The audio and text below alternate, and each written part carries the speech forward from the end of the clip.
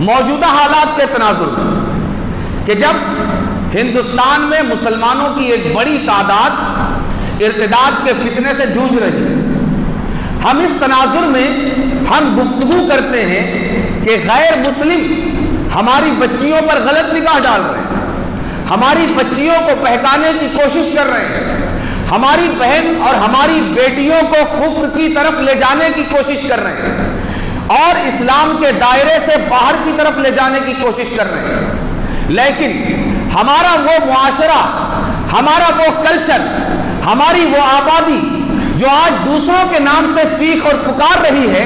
اسے ایک بار خود اپنی طرف بھی نگاہ اٹھا کر دیکھ لینے کی ضرورت ہے کہ ہمارے معاشرے میں جہاں ہمارا نوجوان ہمارے نکڑوں پر اپنے دوستوں کے ساتھ بیٹھا ہوا ہے، اگر اس کے سامنے سے ہماری کوئی بہن اور کوئی بیٹی اگر گزر جاتی ہے تو ہمارے اس نوجوان کی نگاہ کے تیروں سے کیا ہماری یہ بہن اور ہماری بیٹی محفوظ ہے؟ اگر ہماری بہن اور ہماری بیٹی خود ہمارے معاشرے کی چار دیواری کے اندر اگر ہمارے نوجوانوں کی نگاہوں کے تیر سے محفوظ نہیں ہے تو پھر کیا ہمیں یہ حق پہنچتا ہے کہ ہم اپنے غیر کی طرف یہ انگلی اٹھائیں کہ تم ہمارے بہنوں کی طرف کیسے نگاہ اٹھاتے ہو؟ دوستو، پہلے ہمیں اپنی نگاہوں میں حیا پیدا کرنی ہوگی، ہمارے نوجوانوں کو اپنی نگاہوں میں حیا پیدا کرنی ہوگی،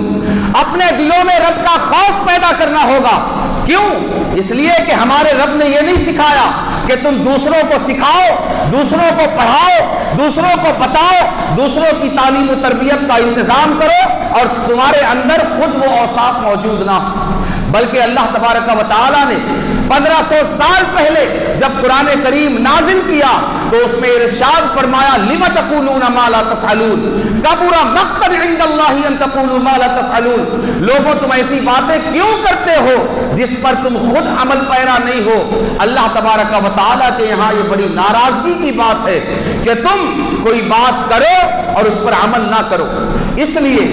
ہمارا وہ نوجوان جو ہماری سڑکوں کے کناروں پر بیٹھتا ہے اور اگر آپ کو اس کا تجربہ کرنا ہو تو کوئی بچی گزر رہی ہو اور آپ دور کھڑے ہو کر اپنے بیٹھے ہوئے نوجوانوں کی نگاہ کو تاڑنے کی کوشش کیجیے تو آپ کو نظر آئے گا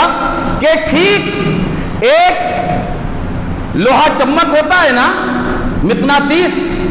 اس کے ساتھ ساتھ جس طرح لوہا گردش کرتا ہے اس طرح اس بہن اور بیٹی کے ساتھ ساتھ ہمارے نوجوانوں کی نگاہیں گردش کرتی ہیں کہ وہ جہاں سے ہماری ان نوجوانوں کی نگاہوں کے دائرے میں آتی ہیں اس وقت سے نگاہیں جو پیچھا کرنا شروع کرتی ہیں تو جب تک یہ بہن بیٹیاں نگاہوں سے اوجھل نہیں ہو جاتی اس وقت تک ہمارے نوجوانوں کی نگاہیں پیچھا کرتی ہوئی نظر آتی ہیں۔ دوستو، حق یہ تھا کہ ہم ان آنکھوں کو نکال لیں جو آنکھیں بد نگاہی کے ساتھ ہماری بہنوں اور بیٹیوں کی طرف نکلے، لیکن جب یہ عمل اس فساد اور اس خرابی میں خود ہم بڑی بے حیائی کے ساتھ ملوث ہیں، ہماری نگاہیں جب خود اس بدعملی اور بد نگاہی میں مصروف ہیں، ہمیں حق پہنچتا ہے کہ ہم دوسروں کو اس سے روکنے کی کوشش کریں؟ نہیں۔ اس لیے میں اپنے نوجوانوں سے عرض کروں گا کہ دوستوں، یہ مائیں بہنیں یہ صرف کسی اور کی ماں بہن نہیں، یاد رکھیں اللہ کے نبی صلی اللہ علیہ وآلہ وسلم نے ارشاد فرمایا کہ پورا مسلم معاشرہ یہ ایک تن بدن کی طرح ہے،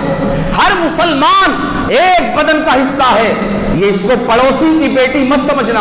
اس کو پڑوس کے محلے کی بہن نہیں سمجھنا، بلکہ ہر مسلمان بیٹی، ہر مسلمان بہن یہ تمہاری حقیقی بہن اور حقیقی بیٹی ہے۔ اس لیے کہ ایک مسلمان کے ساتھ ہمارا جو رشتہ ہے وہ اسلامی رشتہ ہے اور اسلامی رشتہ یہ سب سے عظیم، سب سے مضبوط اور سب سے اہم رشتہ ہے۔ اس لیے جب تک ہم اپنے معاشرے کی بہن بیٹیوں کو اس نگاہ سے نہیں دیکھیں گے جب تک ان کے لیے، بلکہ اسلام تو کہتا ہے کہ دوسروں کی بہن بیٹیوں کی طرف بھی غلط نگاہ نہ اٹھاؤ، چہ جائے کہ ہم اپنی مسلم ماؤں، بہنوں اور بیٹیوں کی طرف گندی نگاہ اٹھائیں۔ اس لیے صوفیاء اکرام رضوان اللہ تعالی علیہم اجمعین کی زندگی کی یہ اہم اصل کہ پہلے خود کرو پھر دوسروں کو بولو۔ اللہ کا یہ فرمان لِمَ تَقُولُونَ مَا لَا تَفْعَلُونَ، کیوں وہ بولتے ہو جو کرتے نہیں؟ وقت آ گیا ہے کہ ہم اس پر عمل کرنے کی کوشش کریں، پہلے خود عمل کریں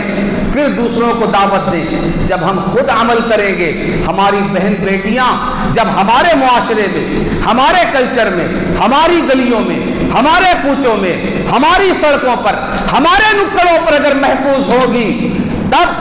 وقت آئے گا کہ ہم اپنے معاشرے کے باہر اپنی بہن بیٹیوں کی حفاظت کا انتظام کریں گے۔